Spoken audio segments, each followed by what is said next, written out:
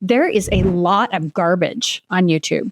We're talking porn and things that are being targeted to kids. What is your advice to parents with you understanding the algorithm? Should young kids be watching YouTube? Yes, you have to be careful about what they watch and what they're exposed to. We've tried, maybe not so successfully, at having an approved list of channels that the kids can watch from. The algorithm recommends to them, and so they kind of go off often and follow those tangents. So I think it's trying to make sure that they're following the rules as best as possible, but also knowing that they're going to be exposed to things throughout life anyway. I have nephews and nieces that are adults now that when they were kids, they were only allowed to watch Disney movies.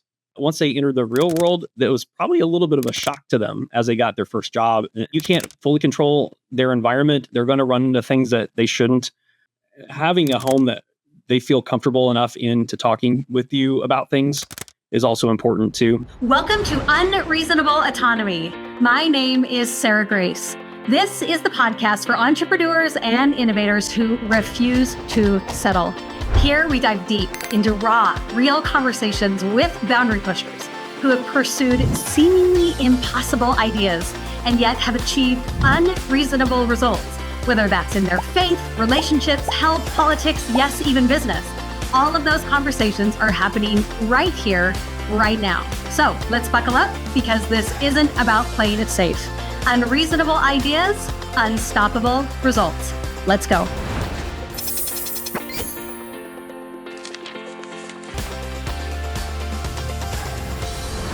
Are you ready to talk all things YouTube?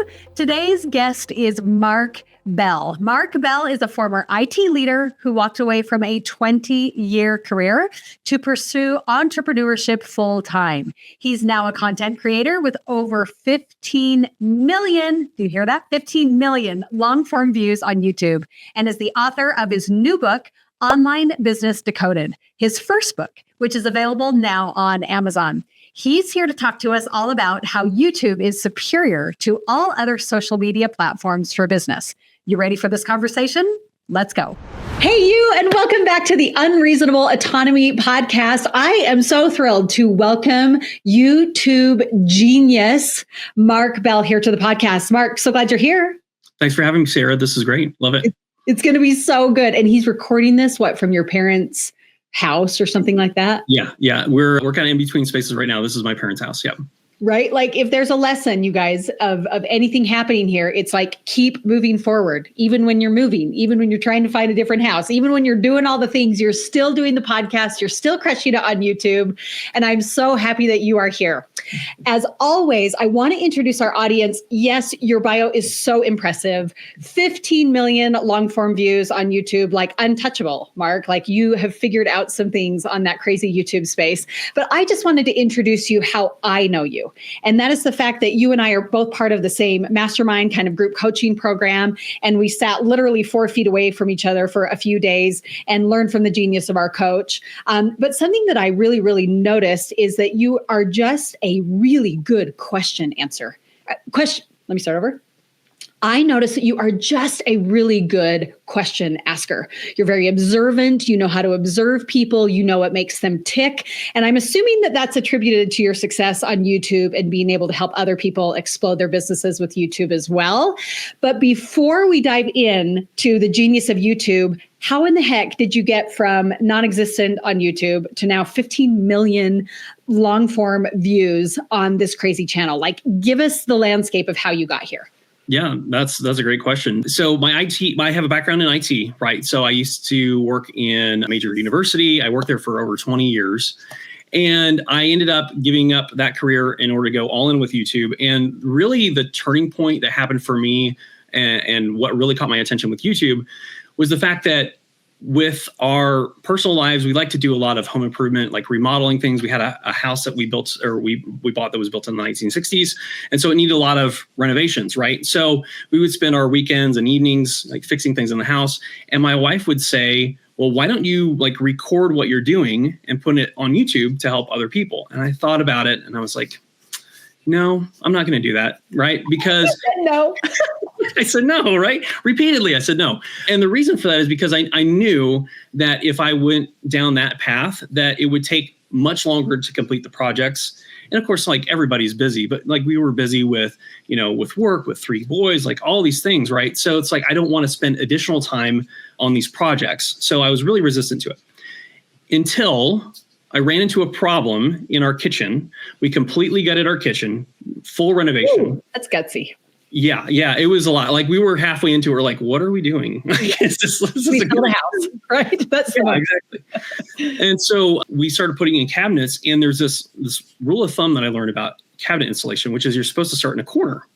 Okay, so it's kind of like the cornerstone for your cabinet. And the problem was this cabinet that we purchased was a Lazy Susan cabinet. So like the back end was this cardboard rounded tube that would just fall over. Like you couldn't use it as a baseline for anything. Sure. So I couldn't figure out what to do. And I looked online, I looked on Google, I looked on YouTube. There's no information about this whatsoever. Nothing from the manufacturer, nothing. So I figured out how to make it work. And once I figured out how to make it work, I took a second and I was like, you know what? Other people probably have the same problem. It can't just be me. So instead of overthinking it, what I did was I pulled out my cell phone and I took 5 minutes to record a video about what I did.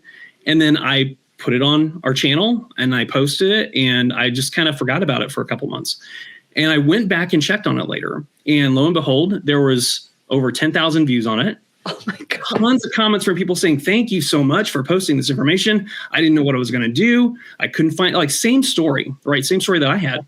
And so at that moment, I realized like I could have an impact by doing things that were outside of what I knew, like outside of the IT space. And I also realized that what really drives me is I want to have that impact. It wasn't the IT side. Like I thought it was the IT space that I really loved. Right. But it was really helping people that I fell in love with, and I really wanted to expand on. So that was the real turning point for me when it came to switching from IT background to YouTube specifically. And it's interesting because the commonality there is you probably went into IT to, again, solve problems for people. Right. Yes. And so you're still pursuing this big dream and this big idea and this driver for you, but now you're doing it in a way. And I love the word that you said, I didn't overcomplicate it. I grabbed my phone. I solved it in 5 minutes. I posted it. My guess is you probably didn't spend a lot of time on the thumbnail or on the editing or on subtitle upload or whatever, Nothing. all the things, right? Nothing, right? Right. Which is a lot of common problems that us as entrepreneurs face is we feel like things need to be complicated. Right. And that they need to be right in order to be effective. So, okay. So now we've got you from like leaving IT, like fixing the kitchen cabinets in the corner and figuring out this whole thing, recognizing impact can happen on YouTube. Take me from 10,000 views to 15 million. Right. Yeah. Okay. So that was a journey. Yeah, I'm sure. Yeah. So there's all these moments where you're like, you think you have things figured out, and then you realize you don't, right? Things start to work and you're like, I've got it. I understand what's happening here. And then the next thing you try bombs. So there's a series that I think we go through with anything, YouTube, business, life, where we think we've got everything figured out. And then it so happens that we have parts of it figured out, but not everything. And so with YouTube, I ended up publishing quite a few videos. And it took a while to understand really the dynamics and the drivers behind everything. And YouTube, like we could go really deep on YouTube. Like there's a lot that I could talk about and little things that can make a big difference in your content. But really at the end of the day, I think the biggest factor with it is just the consistency side of it, like just continuing to put out content, not taking it so hard if things don't work out the way you expect them to, and then trying to take all the lessons that you can from that. Like if things don't align with what your expectations are, then there's a reason for that, and you should try and figure out what that is. It might not be right, but be right. You need to try and figure it out. And I think we get really stuck on like, well, we have to understand exactly the reason. We have to understand exactly what to do. We have to be perfect. And it's not about that. Even if our analysis is wrong, we're still better off than if we hadn't taken a step back and examined it in the first place, right? Because we, in the future, could then maybe correct that, and we will correct that, but we just need more information, more data, more time to think about things. Well, I'm going to put you on the spot here. So I've got a darling 11-year-old boy that is determined to be a YouTuber, right? And honestly, he'd be really brilliant at it. Obviously, I have hesitations as a mother about him being in the YouTube scene at that age, right? So I won't go into maybe the moral ethics of that conversation. We can talk about that later. But his biggest hurdle is he's like, how do I even know if my idea is good for YouTube? Because don't you have to start with an idea that would make sense? Or do you just go the corner cabinet route and say, well, this was a problem for me, so I'm going to assume it's a problem for everyone else? How do you help people with that? Right. That's a good question. And I don't think there's a right answer to that. I think it could be either. Man. I know, right? And so I'm kind of known for like a lot of people want like clear-cut answers. Like we all search for those clear-cut answers. Yeah. And I tend to, this might be a weakness of mine, but I tend to answer things in like dualities where it's like, it could be this or it could be that, because I think that's just the way life is, right? Yeah. So you could take the corner cabinet approach, right? And try and figure out what it is that if you're experiencing something that maybe other people are as well, I think that's fine. And I think it's also fine to understand the broader picture and the bigger impact of your what niches he's trying to be in. Like, what is he? He wants to recreate sports moments, like the Jordan dunk and trick shots, and that's what he wants to do. Okay, gotcha, cool. So what I would do then is I would take the Russell Brunson approach, which instead of doing funnel hacking, what I would do is what's called content hacking, right? You would look and see what other things are actually performing well in the space, and then try to model those, not copy, right? We all know copying is bad, but try to model those things and understand what's really the driving force behind why it's successful, and then try and put your own spin on it, right? So I think both those things are good, and I think you can leverage both of those elements together. But yeah, again, I think the biggest thing is we tend to overthink it. It's like, well, what's the right one? Like, what's the right path? How do I make sure I'm not going to waste my time? And it's just a matter of, you've got to put in the reps. You just got to take action and move forward. Ooh, and did I catch there that the reframe of I don't want to waste my time is you have to spend the time in order to gather the data and to see what people are interacting with and to actually become good at it. You just have to spend the time. So it's not wasted time. Yeah, 100%. It's like, there's an analogy I love. It's like, you can't learn how to swim by reading a book. Oh, right? very good. Yeah. You can't. Like, you can learn everything there is to know about swimming from a book, but until you actually apply it, you don't know how to swim, right? So anything that you do in order to advance where you are, in order to achieve the goals that you're trying to get to, you have to put in the reps, even if it's wrong. You have to put in the time to do it. It's not a waste of time. Oh, it's good. This is such a good concept. And I want to dig with you even a little deeper on, okay, so someone has picked an idea that, number one, they're passionate about, excited about, so they can be consistent with it. They're willing to put in the reps. Let's say they do go in and do content hacking, like you suggest, and they find massive channels. I mean, Dude Perfect, right, is his idol, my son's idol, Dude Perfect, right? Are there different strategies for a channel of that size that actually wouldn't serve him just starting? Yeah, that's a great question. So I'm going to preface this with, I have a specific type of content that I create that has worked well for me. And that the type of content that your son's wanting to create is more of the entertainment space, which is not my expertise. That's like the Daryl Eves. That's a different realm. So the content I create is more problem focused. So that's really what I tend to rely on. But in terms of the entertainment space, I mean, it is very competitive, right? It's a very competitive market. I think the biggest thing you have to figure out is what your differentiator is. Like, you have to understand what works, but then you have to figure out what makes you unique, what makes you different, right? You can't just do the same exact thing, which is why I go back to, like, you have to understand kind of like the core of what makes something work versus the surface level, right? I talk about this a lot, especially in the problem space. There's surface level problems that people tend to focus on, and there's like root cause problems that are really the issue. There's the root thing that's really the driving force. And so if you can figure out what that is, no matter if it's problem-based content or if it's entertainment-based content, if you can figure out what that thing, that really driving factor is, then that's kind of where you need to go and focus on that. But again, I think that comes more with the execution and the application of it. You start to figure things out, because then you start to receive data, you get better, your skills develop more. So it's kind of like, it's not, everything kind of works together. Yes. That makes sense. Yes. I love that, just to embrace, lean into the messiness of it. Like, get the videos out, try the stuff and continually try to seek for what makes you different online. And like, shockingly, I build webinars for a living, right? And it's like, of course, every person that does a webinar needs to know why their offer is so much better than anything else on the planet, right? They have to know what differentiates their business. And so it's the same thing. And sometimes I avoid YouTube because I think it's this whole other beast and I'm like, I don't have time or whatever. And it's like, wait, it is the same concept, right? Over and over and over. Yes, absolutely.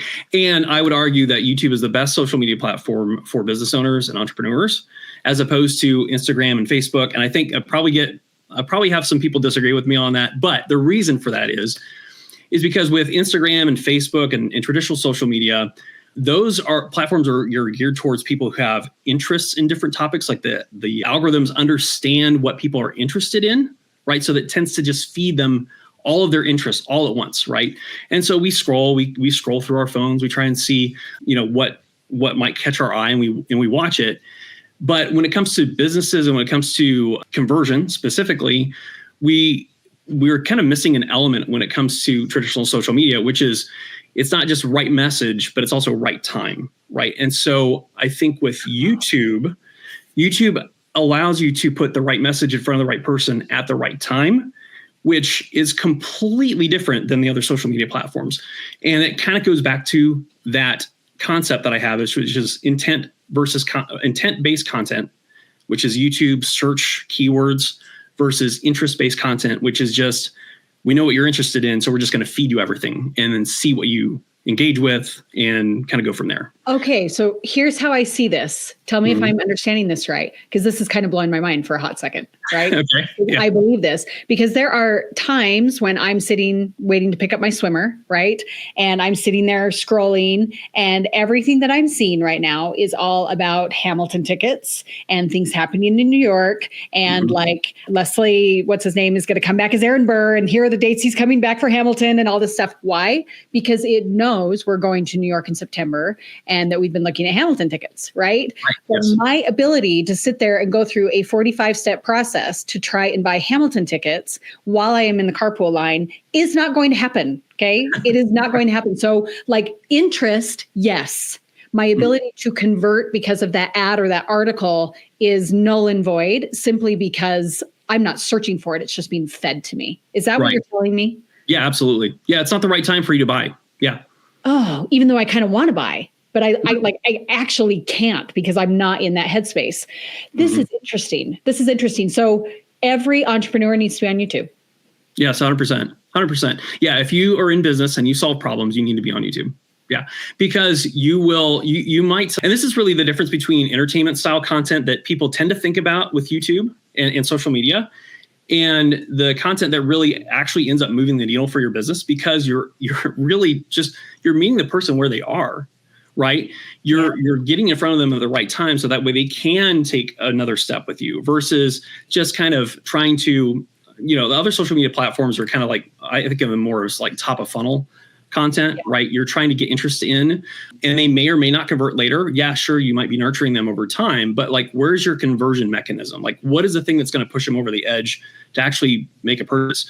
And if it's an impulse buy, like if it's a low dollar item, then maybe like social media could be fantastic for that. Yeah. But if it's something else like high ticket coaching or whatever, like those things take a little bit more time and a little bit more space in order to be able to convert those people, and a little bit more trust and relationship that's been built.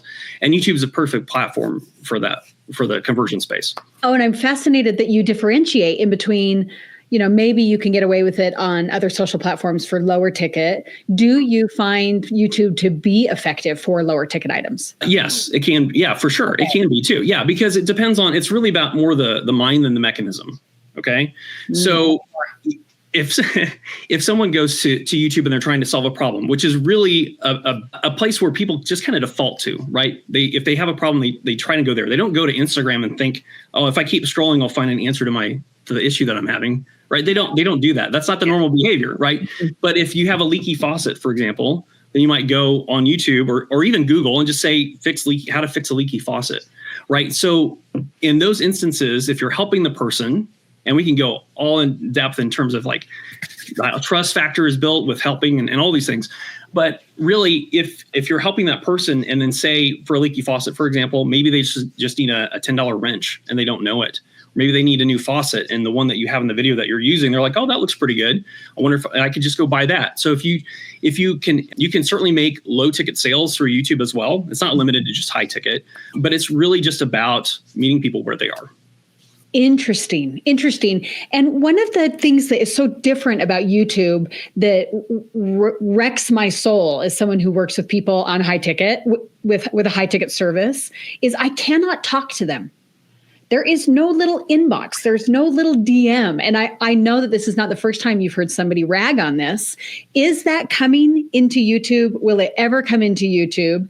And with a concern that I have, and if I want to, okay, I'm going to trust Mark, I'm going to go this YouTube route. How do I talk to people?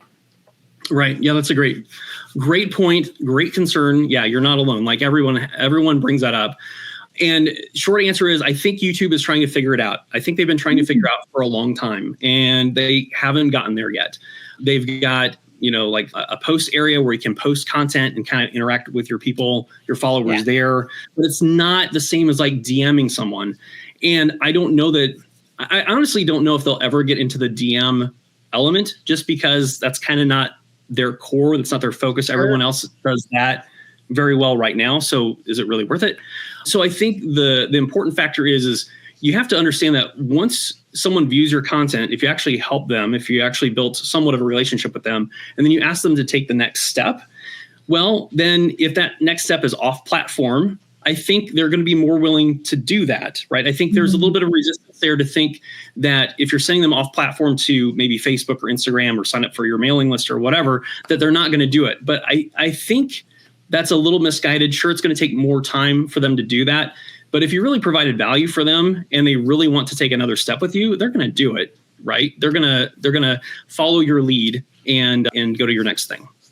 Well, and tell me if I'm wrong on this, because you're the expert in the room. If you ask them to take the next step and they don't, like no harm, no foul. Like the video stays on and it got watched and it continues to feed. And that's part of the attractiveness of YouTube that I feel like we miss.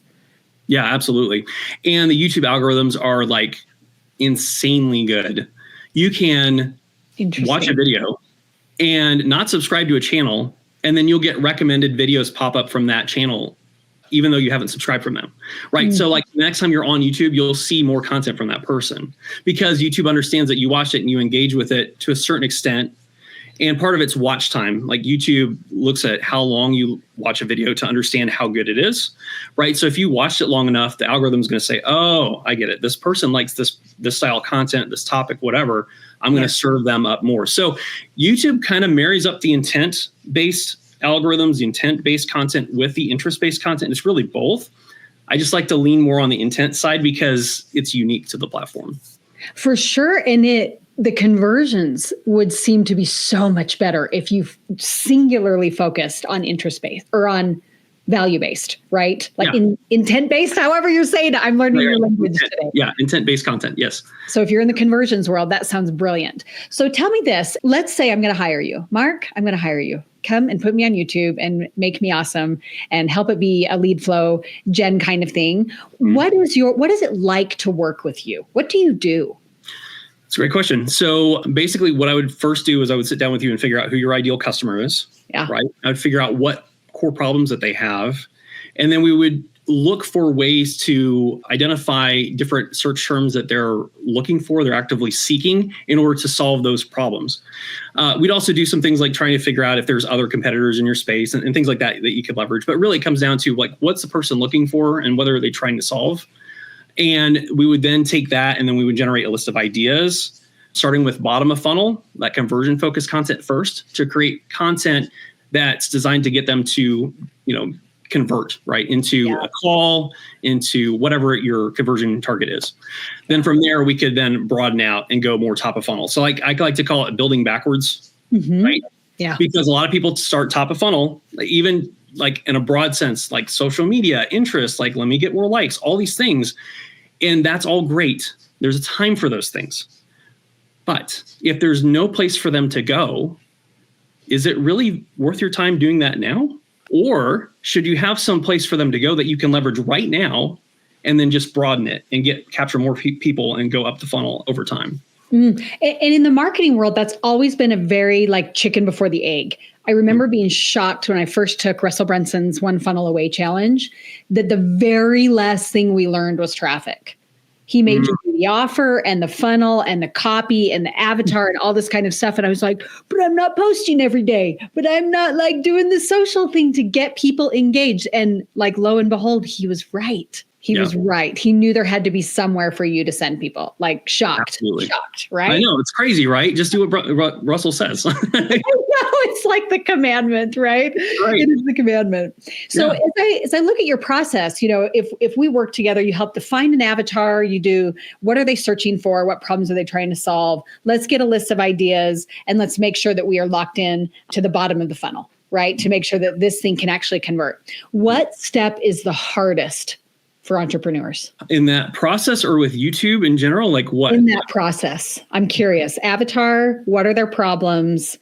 Coming up with ideas. I think the idea section is like, what do I talk about? Even if you know what the problems are, like you still have to marry up the ideas with the problems and the person. So I think ideation process, I know different entrepreneurs struggle with that. I struggle with that too. Like, it's like, well, okay, I could talk about this, I could talk about that. Like, so that takes some work to really kind of hone that in, because you could talk about a million different things, right? So you need to spend a little bit of time there to try and figure that out. And something that goes hand in hand with that is you have to understand what it is that you have to say within the video itself, right? So take them where they are.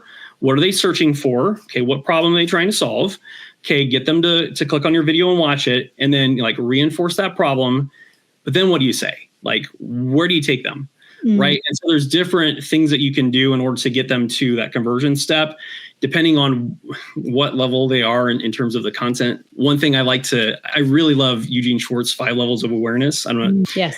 Yeah. So if they're problem focused right now, they don't know what solutions exist. They don't know they don't know the rest. Right. So you would meet them where they are. You would solve their problem, or you have your video geared towards the problem. And then throughout your content, you would lead them down the path of, like, this could be the ultimate solution, like sign up for my workshop, sign up for my whatever, right? So you're helping them solve the problem, and maybe your video is helping them solve surface level issues in the beginning. Yeah. And then you start digging into the root cause problems more so. And then the root cause leads to the call to action, which is like, a workshop will help you fix this, right? Okay. So I think of it like as someone has an arm that, like, their arm hurts, right? And they might try and go to the drugstore to get like ibuprofen or Tylenol or whatever, just to kind of kill the pain. That's a surface level problem, right? But if their arm's fractured, no amount of Tylenol or ibuprofen is going to fix that, right? They have to go to a doctor. So the root cause needs to be corrected, right? But they don't know what the root cause is. They just know what the pain is, right? And so it's kind of your job to kind of lead them to that. So you can do that throughout the content in your video too. Again, it just kind of depends on where your video is in terms of what the topic is and where you're meeting people, in order to understand how the rest of your content should flow in order to get to the call to action. If that makes sense. Yeah, it absolutely does. And as I'm looking at all of these steps on what am I saying in the video, are they actually clicking on it? Are they staying? Like, I feel very much in webinar world, right? Like all the data that matters there. Do you believe that someone even largely inexperienced, that it is a matter of when, not if they are consistently on YouTube, that they will be successful? Yes, I believe so. Yeah. And I think you just have to have the right framework, and you have to have the right expectations too. So I think one thing that really trips people up is, if they're a business owner, if they're an entrepreneur, they see YouTube and they see Instagram and Facebook, they see these places as an opportunity, right? But you're talking to me, dang it. Yeah, they're huge opportunities, but they try to compete in the wrong space on them, right? They try to compete in the entertainment space. So what happens with the entertainment space is you have to have good editing. You have to have engaging content. You have to have content. You have to be good at storytelling and presenting. You have to have all these things in order to be good in the entertainment space in social media. Yeah. But if you're a business owner, is that your business? No. It's not your business. So why are you doing it? You're doing it because you want more clients. You're doing it because you want more sales. But you don't have to take that approach in order to get those things. because you're going to end up ultimately building a separate business with that. That's a creator business if you're successful at it. I'm kind of speechless. This is a problem for a podcast host. This is really interesting because we are taught, do what Russell says, right? Mm-hmm. That there needs to be an attractive character. Yes. That leads the business. So how does that attractive character, if I'm the attractive character in my business, how do I behave on YouTube so that I don't create a creator business? Right. Well, I think it all comes back down to you become the attractive character if you can help people. People are drawn to you. Say it again. Yeah. You become the attractive character if you can help someone. Yeah. That is a different reframe on how to show up on YouTube for me. That is so fascinating. So you brought up a word. I want to dig into this. You said, look, you've got to have proper expectations when you walk in. You know, you're working with easily 5-figure plus is your fee, you know, to work with you in the YouTube space, worth every penny. How do you set expectations with clients? How long it's going to take, what they can expect? Like, it is the Wild West out there. How do you set those expectations? Yeah, that's also great. So with YouTube, it's really fascinating. It's not YouTube is not like I'll put like with ads. Let's contrast it with ads, right? So if you turn on ads, you know if your ad performs well, you can turn it on, you get leads, and then they can convert. Like there's that whole process. With YouTube, it's different. It's organic, right? So it can take some time for that to build up. So I think the expectation that has to be set there is understanding that the amount of time and effort that you put into creating YouTube content are actually assets that you're creating for your business, right? And so those assets are going to continue to live on and work for you in the background, even when you're not actively creating content. Okay. So I think the reframe and the expectations that are there with YouTube is like you are playing more of a long-term game with YouTube. Like you're not going to be able to create a video and then overnight you're going to get conversion. I mean, you can do that. Absolutely. It's typically entertainment, right? What's that? Entertainers. That happens to entertainment type of content. Yes.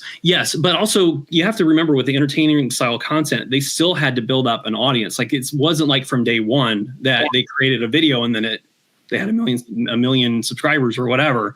It takes time. So you are playing more of the long game, but you can take time off from YouTube and all of your assets are still working for you in the background. It's not like traditional social media where if you post something, you know, it kind of gets views and then it goes away and then you have to feed it again and kind of go through this cyclical motion of posting and then it dies and posting and it dies. With YouTube, it's what I call content stacking, where you create a video and it just continues to live on. And then you create another video and it continues to live on and another one. And then you just kind of build up this repository of content online that can be found. And you're not wasting your time, right? You're actually like, you're not on a hamster wheel, right? You're actually building things for your business that live. And it's super powerful. Like I've been able to take off months from creation for my normal YouTube content, and it still just sits out there and converts.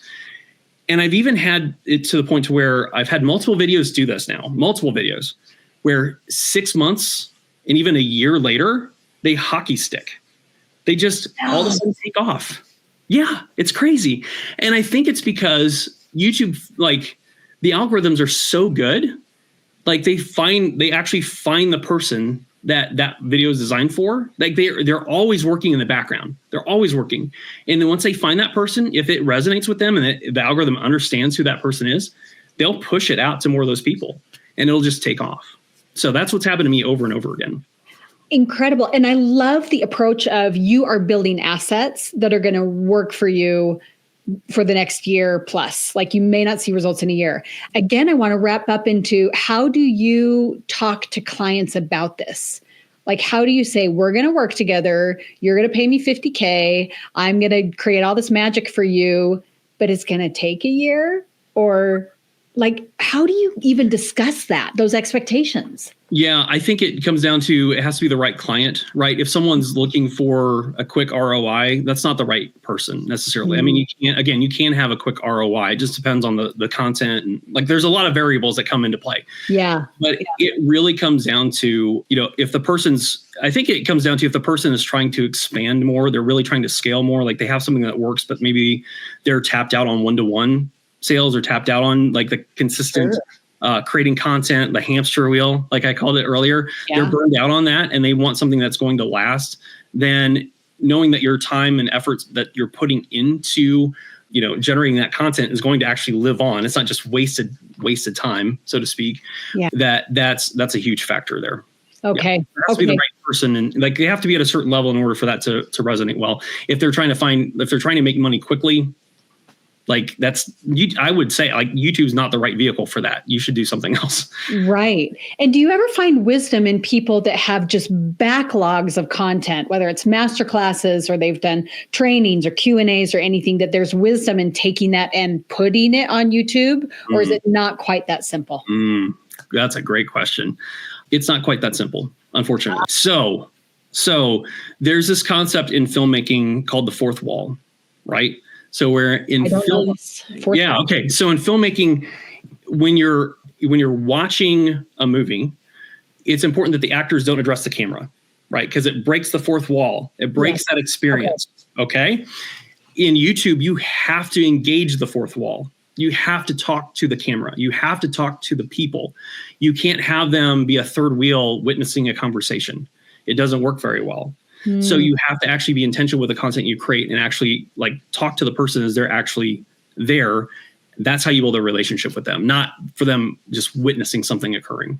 Okay. So the content just is not fit. If you're reusing content you used for a course or a class or a speech or whatever, it just is not fit for the platform. Not for that. No, I mean, you can absolutely reuse it for like reels and shorts and things like that, that more engagement, interest level content. That's great for that.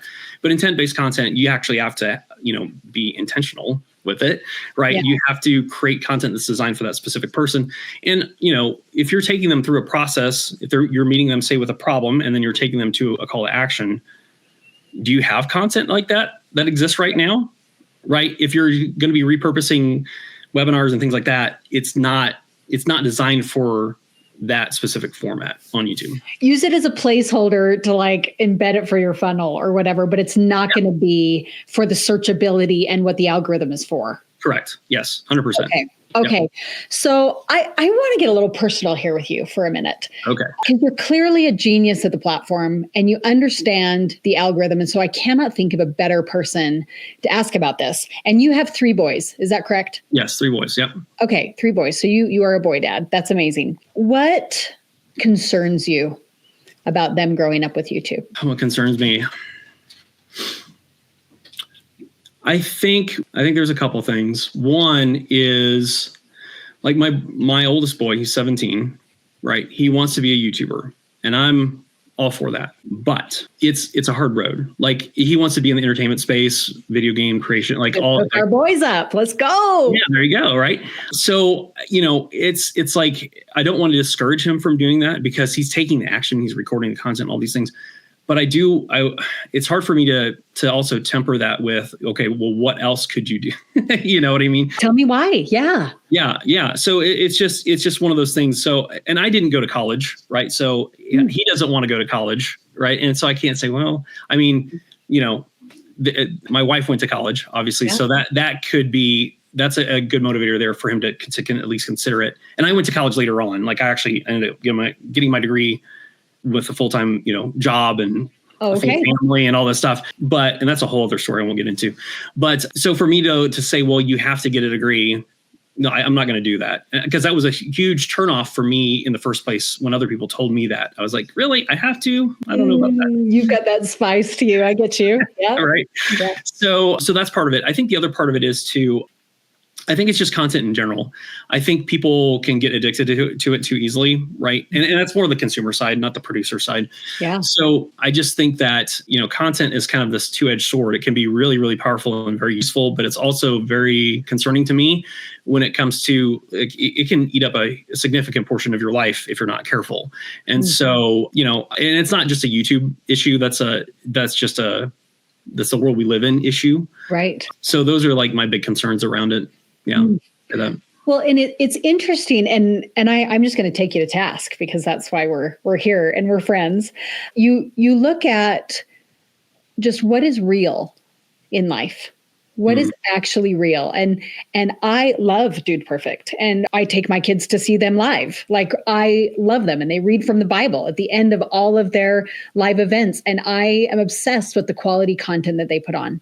And then on the other side of that, I also recognize they have lives and they are people, and not everything is funny in their lives. And then you see headlines like Ruby Frank, who is going to go to prison for abusing her kids, and yet put on this idea. And again, I know I'm talking entertainment space, and that isn't talking about people that are fixing faucets and teaching us about drywall. And I understand that, but you are a father. You are a father, and didn't know your son was interested in being on YouTube. So what are your conversations like with him about what role YouTube can play in his life, should play in his life, and also shouldn't play in his life? Right. So we are very focused on God and faith and putting God first. So I think you have to have the right foundation for one. Like, as long as you understand what really is important in life, I think that goes a long way. That's more of a principle, I guess, that if that sticks, then everything else should follow. So I think that's one of the big things that we tend to focus on, is making sure that foundation is there, that they know that there's more to life than YouTube and entertainment and all these things. And so I think that's that. I think also, whenever opportunities come up to have conversations about the bigger picture things, you have to take those opportunities. You have to actually go through the process of, even if you're in the middle of something else, if they come in and interrupt and say, hey, I'm thinking about doing this, or whatever it is, that you need to recognize that and take the opportunity to actually talk through it, which can be really difficult depending on whatever, what else is going on in your life. So really, I think it's more of like trying to strike a good balance between everything, not trying to discourage, trying to encourage, also trying to, level expectations.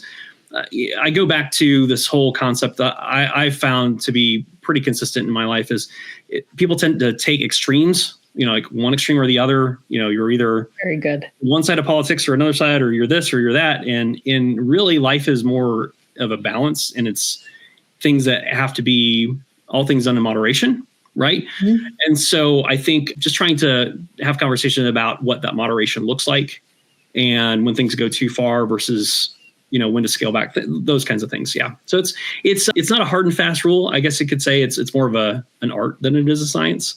Yeah. Right? Well, it just sounds like you're living and breathing it each day. It's like, this is not a one-time conversation and then we let them loose on YouTube. Right? Right. Yeah, for sure. Well, and the other thing that kind of complicates it a little bit for us is we also have a family-based YouTube channel. And so we kind of live in the YouTube space a lot, but our YouTube channel from our family perspective is designed to help us connect more as a family in real world environments. Right. And help other families understand what exists outside of the online space in order to build those deeper connections. And so that's a big part of it. That's one of the reasons why we went to Utah. I was talking about this with you earlier, is we ended up selling our house in December, and we ended up going to Utah to escape the winter, St. George, Utah, not Salt Lake, right? A little bit different. Yeah, you're good. And we ended up staying out there, and it was fantastic. It was amazing. We're not used to being in the Southwest. We had all these new activities to do, and then we filmed it while we were there. And with that channel, we do brand deals. And so we were able to do brand deals with different companies to film different experiences and things like that. And at the same time, build our relationships with our kids, give them unique experiences. And so again, it kind of comes down to, you just have to balance things out in order for that to really, for things not to go off the rail, if that makes sense. Yeah. And I'm so interested, because when I sat across from you in Denver at that live event, literally 4 feet away from each other, this is what I noticed about you, was your steadiness and just curiosity. And there was nothing extreme about you, right? Which I think some people think YouTube has to be really extreme, like thumbnails, blah, like all this kind of stuff. And there is something so steady about you. And so I can only imagine the blessing that plays in your family, in your marriage, as you're building these things. I'm also interested in leaning into that because of your steadiness. I view you as an expert, that there is a lot of garbage on YouTube, right? We're talking, porn and things that are being targeted to kids that are trying to, change how they believe and all these things. What is your advice to parents with you understanding the algorithm? Should young kids be watching YouTube? How do you navigate that? Right. Yeah, I think what you wanted to talk about today. Right. Yeah, exactly. Yeah. Like the hard questions, right? It's like, okay. So I think part of it is yes, you have to be careful about what they watch and what they're exposed to. We've tried, maybe not so successfully, at having an approved list of channels that the kids can watch from. That tends to work for a little bit, and then they tend to find other things that the algorithm recommends to them, and so they kind of go off and follow those tangents. So I think it's more about like just trying to make sure that they're following the rules as best as possible, but also knowing that they're going to be exposed to things throughout life anyway. Like I have some nephews and nieces that are adults now, that when they were kids, they were only allowed to watch Disney movies. That's it. Like they couldn't see anything else. And so have their own impact. Okay, keep going. Well, and I don't know for sure, because I haven't asked them, but I have a feeling that once they entered the real world, that it was probably a little bit of a shock to them as they got their first job and things like that. Because I know for me personally, even though I was a little bit sheltered, not to that extent, but once I got out into the real world and I got my first job at Target, right? That was what I did when I was a teenager, that there were some things that I encountered that were very shocking to me, that people just were normal things to other people, you know? So I think there's a little bit of knowing that you can't fully control their environment. They're going to run into things that they shouldn't, but also having a home that they feel comfortable enough in to talking with you about things is also important too. So if those things do come up, that they don't feel like, oh, I'm going to get in trouble, but we can actually have a conversation with mom and dad. So that's the type of environment that we try to have here. So it's so good, because I love the approach of, this is going to be in their life. And right now in my home, they are learning how we navigate it. Right. How we as a family, as God-loving people, like, here is how we navigate that. And that seems to give them a stronger path forward when they are 18. And when they do, I mean, you are on the brink with your son. He is almost out of there, you know? I mean, sorry to remind you, right? Yeah, but it's like, he will have tools. He'll make mistakes for sure, right? But he has tools, and he's had conversations that allow him to at least enter it and make decisions instead of just deer in the headlights. Right. Yeah, exactly. Yeah, I think that's the best you can hope for, right? You can't, obviously as parents, we'd like everything to be perfect for our kids. We want them to have the best things. We don't want them to experience any pain whatsoever, but it's just not the way the world is. And so it's like, how do you temper that with, giving them the right tools that they need in order to be able to navigate it? I love this. And I want to pivot to something you mentioned earlier, and you said this is a story for another day. And I'm like, today is that day. Your decision not to go to college. Stage for me. Yeah. So I had a fascination with computers from a really early age. So I was homeschooled from third grade on through high school, graduated high school as being homeschooled. And when before that I was in private school, and second grade in private school, they had a computer. It was kind of a new thing at the time. Because we're that old. Yeah, right. And so I really kind of just loved it. Like, I loved interacting with it. And it was, a green screen. It tells you how old I am and how long ago that was. But it was a green screen that would draw circles and different things. I'm like, this is really cool. And so one of the things that once I became homeschooled, once we transitioned to that, my parents ended up buying a computer, which at that time cost a fortune, right? So they bought a computer, and I spent pretty much all of my spare time just doing things with it, like experimenting, testing things, trying things. And so I understood computers really well, problem solving, troubleshooting, all these things. And so as I became a teenager, I kept hearing everybody say, well, you have to go to college in order to do this for a career. And I was like, yeah, but what am I going to learn that not to sound arrogant, but it's like, well, what am I going to learn in college that I don't know now with computers that I can't actually, leverage? Yeah. And so what I decided to do was instead of going to college, was to see if I could get a job right out of high school and actually do that. So I had a plan. I went and got some industry certifications like Microsoft and things like that to show that I knew what I was talking about. And then I applied for some jobs, and I got a job right out of high school, full-time job. And as a contractor, that was a 1-year deal, ended up getting laid off. But I made such an impression with with the leadership team of the actual organization, that they hired me on full time. So then I spent 20 years there after my 1 year stint as a contractor. So it worked out pretty well. So yeah, so that's like, I think there's a little bit of, I don't know what it is about me that like, I don't like to take the normal path. Everyone else, the prescribed path. Like I resist that. And because I think there's more out there to life than what everyone else just kind of goes through the motions with. I think there's a lot of opportunities for people. Obviously, we're both entrepreneurs, like you get it, right? And so talking about like the other element about getting my degree later on, is I was making my way up through the ranks. I started out as help desk, and I worked all the way up through. At the time, I worked up my way to manager. And my boss had told me, she said, "Well, if you want to keep going, you need to have your bachelor's degree." And I said, "Okay, well, feels like this is the right time. Like this has always kind of been on my bucket list to do. So now I should actually go and do it." Hey, pause. Why was it on your bucket list to do? I thought you were like neener. I'm going to figure this out. Yeah. Well, the neener turns into, I feel like I'm not good enough. I feel like I'm not like everybody. I feel like I'm missing something. So you did at that point feel like I will learn something extra that will allow me to provide more value? Or was it more of like a checkbox? Well, yeah, I think, I've always been a big believer in lifelong learning, right? Yeah. You have to continue to do that. But I think when it came to the degree, it was more of a product of, I wanted to grow more. I wanted to do something bigger. It was just a little misdirected, right? And I didn't realize that at the time. So yeah, and also you have to understand, when I was in my career, I worked at a major university. Okay, so having a job at a major university and no degree, first of all, the fact that I got hired on, it was pretty cool. But second of all, being in that environment for so long, it kind of affects you a little bit. Like you feel like you're not the same as everybody else. You feel like you're not as good as everyone else.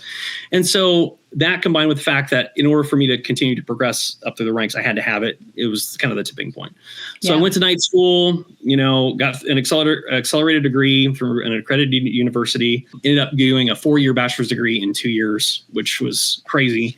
I just went all in and got that done. And then the tipping point for me to turn from, like, we had the YouTube thing kind of happen, right? And the tipping point was for me, once I graduated, got my bachelor's degree, I was able to walk the stage. That Monday morning, I came into the office, I talked to my boss, and she's a great boss. I loved her. She developed me more than anybody else. She put a lot of time into me, leadership and development and a lot of things. But I said, hey, I did it. I got my degree. Like, I'm super excited, right? And she looked at me and she said, great, you got to go back now. You got to get your master's degree. And I said, okay, well, maybe. And she goes, no, not maybe, right now. You need to go back and you need to get it from a reputable college, like where I worked. And I thought, what am I doing? Like, what am I doing? Do I really want this path or not? And the reason why she told me that is because I think there was she wanted me to potentially take over her position later on.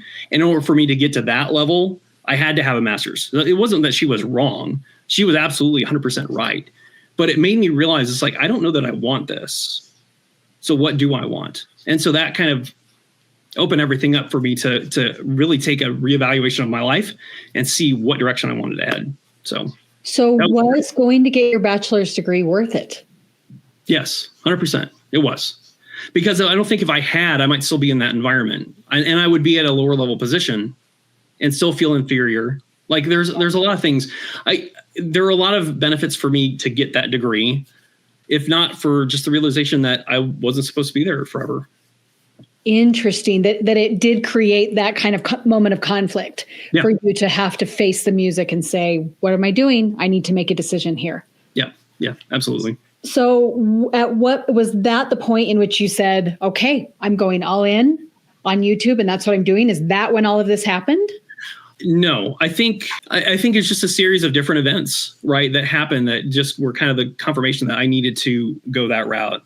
One of the big things that happened was COVID, right? Like, oh yeah, a lot of things happened in that time period, but that was also a big determining factor for me to just like cut ties and go my separate way. So Okay, brilliant. So on a large scale, there is a lot of buzz going on right now in the world about the value of college education, the expense of college education. It's worth, like, Ivy League is kind of getting thrown under the bus for a hot second, whether that's deserved or not, I don't know. Right. But have you created an opinion yet? Like, will you raise your kids? I know your son doesn't want to go, totally fine, but will you raise them with that expectation that this would be a good option for you? Yeah, I think it just goes back to kind of my core. It kind of just depends. Yeah. It depends, right? If they were going to go back and if they want to go to college and say, hey, I want to get a degree in like textiles or something like that, I'm like you want to make clothes for, like, is there enough money in that to like pay for your degree? Like, Yes. There could be, but do the majority of people make a lot of money doing that? You know what I mean? Like, there's a lot of factors that go into it. So I think it just depends on what the path is for me to say, yes, I support this, or no, let's kind of reevaluate this. And also, like, I would encourage my boys to get into trades, honestly. Yeah. There's a lot of demand for trades, and there's a lot of good money in trades too. And sometimes, maybe more often than not, better money in getting a trade certification and understanding that than there is getting a college degree. So I think it just depends. Like, this is definitely not the same environment that we're in now that it was, like, when we were kids. It's just different. So trying to navigate that all, it's a case by case basis. Yeah. And I think that while that may feel redundant to you, that's a really important principle for us as parents and as entrepreneurs to recognize we've got to deal in principles rather than reactionary panic, those kinds of things. And so along that line, in the YouTube industry, what do we need to be watching for in the next year, 2, 3, under a Trump administration, specifically? What things are on the horizon that are opportunities and also potentially warnings? That's great. So I think opportunities, I think throughout the previous few years, and I think it's going to become more of a thing now, is with like Facebook. Facebook was very much left-leaning previously, and now they're trying to become more right-leaning. So there might be more of an opportunity for people to leverage YouTube, right? If they've kind of been burned in that space before. Not to say that YouTube is completely different, because they're not, because there's a lot of filtering that goes on the right, the conservative side of things as well. So I don't know if the social media platforms will kind of loosen things up to make things a little bit more acceptable, a little bit more centered, I guess you could say. So that could be a big opportunity for people if that really ends up holding true. I think a thing that could be a risk is, and I don't know if it's necessarily a risk with YouTube or not, but everything seems to have a half-life when it comes to online space and in platforms and all this. And so I think YouTube is set up for long-term success. Like, it's really good. They're really good at what they do. So I don't think it's really I'm trying to think of a risk from the YouTube side. I don't think YouTube is a risk for that, but I do think maybe the other platforms are. Like, people are going to, I think, get burned out on traditional social media more so. Like, it's like, there's only so many dopamine hits you can take before you're like, is it, like, it doesn't have the same effect anymore. So that could be another opportunity on the YouTube side. Yeah, I don't know. I think trying to think if saturation is an issue on YouTube. I don't think it is. So. Yeah. Well, specifically, what do you think about freedom of speech on YouTube? Yeah. Should we be hiding things? Should we be allowing all things? I mean, I know that you are a steady person. I also know you have an opinion on this. So yeah, you're right. So I'm going to take from the business owner perspective. Like, Please. If we're a business owner, we're trying to grow our business. It depends on who you're trying to attract, right? If you're trying to attract someone that has the same values as you, I would not shy away from talking about that on YouTube. Yeah, I wouldn't shy. Sorry, I'm just trying to think through of, like, are there things that you could say that I would say, yes, probably shouldn't say that? And there are. Yeah. But I think in general, people aren't at that extreme, right? So that's why I say just try to attract the type of person you're trying to attract. Try to be yourself. I think that's very important with YouTube and with everything in general. And so, but if you're very, right leaning, you have maybe a conservative podcast, things like that. Like, there's some risk for your channel to get, taken down or demonetized. Like, I'm not going to sugarcoat it. Like, that is a thing. That is a thing. YouTube has done things before. Like, there used to be, like, they used to accept, and I almost hesitate saying some of this because if it goes on YouTube, I don't want to get your video flagged. Let's take the risk. Here we go. Yeah. But like things like different recreations, like shooting, like guns, like whatever, like those types of activities like hunting. I'll just say that. Let's maybe take it a step back here. So activities like hunting or things related to hunting, those can be at risk for demonetization or removing a channel because they're topics that aren't necessarily appealing to everyone, and they tend to be controversial, right? And so you have to take a step back and understand all these social media platforms, and especially YouTube. They want people to be on their platform, and they want people to enjoy being on their platform. Okay. So if a significant portion of people watch your video and they don't enjoy it and they have the opposite reaction to it, YouTube's going to notice that, and they're going to want to correct that. Okay. So at the end of the day, YouTube is a business. They want everybody to have a good time. They want everybody to enjoy it. They're a party planner. Okay. Right. Yeah. Yeah. They want people to have a good feeling when they think about the platform. So they'll come back and use it again. Because the more people come back and the more that people use YouTube, the more revenue YouTube makes, right? So at the end of the day, they're a business. That's what they want. So you just have to kind of keep that in mind when you're talking about things. Don't go too extreme, and then understand. Obviously, read like the terms and conditions, like what things do they not want to see on the platform, and then just avoid those. But I do think it's important for you to be yourself, and for you to not be afraid of trying to attract the people that you're trying to attract into your business. This is a personal question that I'm curious about. How does religious content perform on YouTube? Yeah, I have not seen anyone, unless it's politics, like unless it's got a political slant, I haven't seen, or political slant, I should say. I haven't seen any problems with that. Religion in general, they don't seem to have any kind of an issue with. Okay. So, even though that could potentially be a controversial topic, it sounds like that doesn't get flagged in the same way that you've seen other, like hunting, get flagged. Right, like hunting and hunting related activities. Yes, no, those tend to be fine.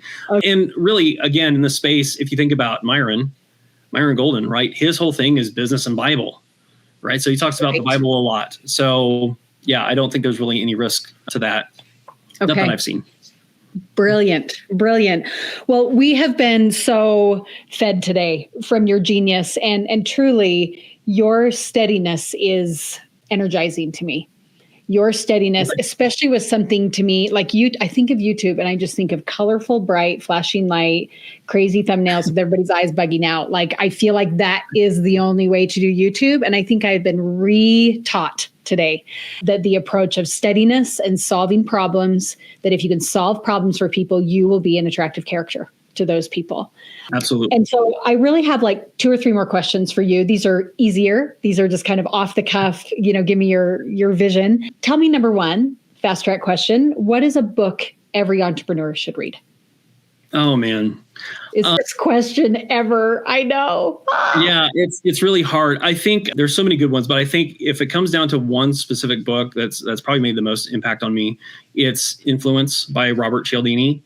And I know he's written a couple books. It's the first one that he wrote. And I feel like that's kind of a good basis for like his next book, Pre-Framing, or Persuasion. But Influence the Power of Persuasion, Influence the Power of Persuasion is a very good book. Because for me, I'm a very logical person, right? So like I know computers, but when it comes to people, it's very confusing to try and figure out like, well, why did this person react this way, right? There's been those moments in my life. So understanding more how someone works and understanding maybe the ways that people function that are a little bit odd, it's very beneficial to understand that. So my guess is it's benefited your marriage too. I mean, we're all trying to figure each other out, right? God is definitely the thing that has helped our marriage. That sounds bad. That's not putting God first. Putting God first is what's definitely been the biggest benefit to our marriage. Yeah. I love it. I love it. Second question is, in the next 30, 60 to 90 days, what can we expect from you? Well, funny you should ask that. Actually, I just came out with a book last week. It's called, I wrote a book. So it's called Online Business Decoded. Yes. And it's designed for someone who has gone down the path of trying to start a business online and they feel stuck. They don't know what to do. They're getting conflicting advice. Maybe they've tried a few different things. They don't know what the best path is. My book is designed to help that person understand what the real picture is of online business and then help them move forward and make decisions that are best for them. I love it. And it's on Amazon, if I'm remembering correct, and we'll link it in the show notes below. Thank you. Brilliant. I appreciate that. Yeah. So my final question for you is, I want you to imagine yourself at the end of your life. Okay. Okay. What do you hope your boys will say about you? And what do you hope your wife will say about you? Mr. Left Brain Logical. Yeah, that I love them, that I cared for them, that I tried to put them first. So no matter what it is that I did. Yeah. And my guess is, just based upon some of the simpler questions I've asked you today, that is happening right now. Yeah, I hope so. There's times you wonder, it's like, oh, I sink so much time into certain things. It's like, but again, it's a balance, it's a balance of life. So yeah. They had a dad that made the effort to balance it. That's for sure. What about your wife? I think same thing, just in general, that I, love her, care for her. So yeah. You said this was going to be easy question. It's an emotional question. It is an emotional question. And I know that there's a deep part of you that way, right? Yeah. And I think that may be the greatest lesson that you've taught us, is you could be a master at YouTube or speaking from stage or webinars or high ticket sales, but none of us want to lose what is most important through mastering that, right? Absolutely. Yeah. It doesn't matter at the end of the day, that those things don't matter, right? It's what matters is your life, your family, your family, God, the bigger things, making sure you make a difference and improve people's lives. Like, those are the guiding principles. It's not, how many subscribers do you have or how many views do you have? Like, those things are great, but those aren't the goal. Yeah. Yeah. And I believe I am going to ask you a fourth question. Sorry. Okay. No, go for it. But because I do believe that God's work is done through us, right? That God's work is happening on YouTube. I know that sounds crazy to a lot of people, but that he's using people like you to do his work and to lift families. And oh gosh, can I just add this story in here? We can cut it if you want. But I'm friends with Bucket List Family. And I was talking with Jessica one time, and I said, what has surprised you the most about your millions and millions of fans out there? And she said, we got to a point where we just wondered if we were just putting too much effort into sharing just like a really fancy life, traveling all the time with our kids kind of thing. And she said, I just had to stop dead in my tracks when I got a message from one of our subscribers that said, thank you for just showing me that there are parents out there that love being with their kids, because that parent was drowning in peanut butter and jelly sandwiches and messy cars and no one's napping and body that's changed and all the things. And she said, that's when I knew we had to keep going, to simply drive home that one message. These are parents who love to be with their kids, right? Yeah, that's awesome. Right? Yeah. I love that so much. So here's my last question to you that I didn't prepare you for or myself for, is how has God saved you? Oh, man. So many ways. Like, there's so many times you look back in your life that you're like, I don't know why this situation happened. I don't know why these doors were closed, why this thing opened. Like, there's so many things that you can look back and say, it had to not just be circumstance. It had to not just be a coincidence. Like, there had to be something more, that like God's directing our lives. Like, it's just, there's too many things that have happened that you can say, you can't just brush it off as not being intentional. Right. So for sure. Yeah. God has blessed us in so many ways. And it's really hard sometimes to take a step back and recognize that, because there's always things that come up. There's always problems that you encounter. There's always hurdles that you have to overcome. And so it's really hard sometimes to understand and see the bigger picture, like, well, maybe this is happening for a reason. But so many times throughout our lives, we just know that God has had his hand on our direction and where we are. I love that you have seen him most through closed doors. I think that's brilliant. That is goals, Mark. Goals. Yeah, goals. Yeah, for sure. Yeah. Closed doors and opportunities too. But yeah, for sure. Like when things happen that you don't expect and it turns out it was for the good. It's really amazing to see. Yeah. Oh, I love it. I cannot think of a better note to end on other than that. last will and testament from you of how God shows up in our lives and how we can further his work.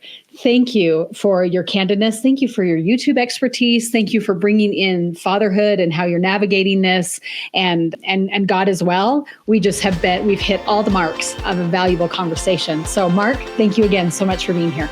Yeah, thank you, Sarah, so much. This has been fantastic. Appreciate you having me on. Thank you for listening to the Unreasonable Autonomy podcast. If you loved this episode, my guests and I would love to hear about it. Go to the show notes to reach out and let me know what resonated with you or what topics or guests you want to hear in the future. I am here to create for you. Look, I deeply admire your commitment to pushing boundaries and going after an unreasonable life. Keep dreaming big, taking bold steps, and expecting the unreasonable. For more, go to the show notes to dive deeper into the conversations that will keep you going. Thanks for being here.